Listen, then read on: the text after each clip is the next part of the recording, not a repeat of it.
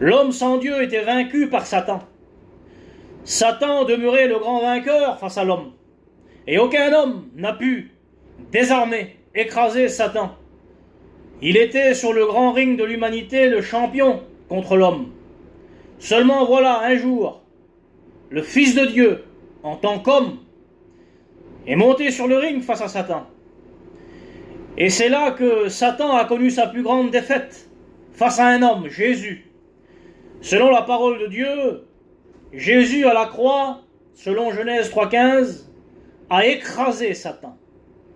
Selon 1 Jean 3,8, il a détruit les œuvres de Satan. Selon Hébreux 2,14, il l'a rendu sans puissance. Selon Luc 10, verset 30, il l'a dépouillé. Selon Colossiens chapitre 2, verset 15, il l'a livré en spectacle et il a triomphé de lui par la croix, de lui et de tous ses démons. Il l'a jeté dehors, Jean 12, verset 31. Il l'a vaincu et désarmé. Il a même distribué sa dépouille. Luc 12, verset 23. Ça veut dire quoi? Qu'il distribue sa dépouille. Dans ce texte de Luc 12, Satan est appelé l'homme fort.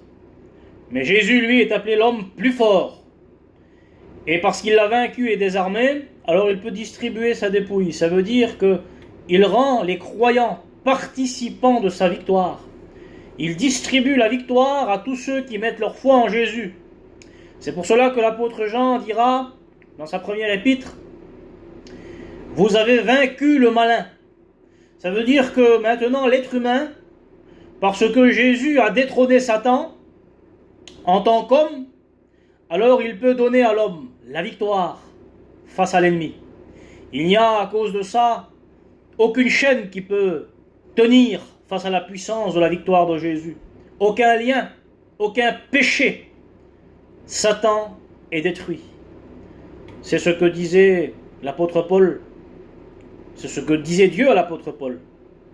Je t'ai choisi afin que tu fasses passer les gens de la puissance de Satan à celle de Dieu.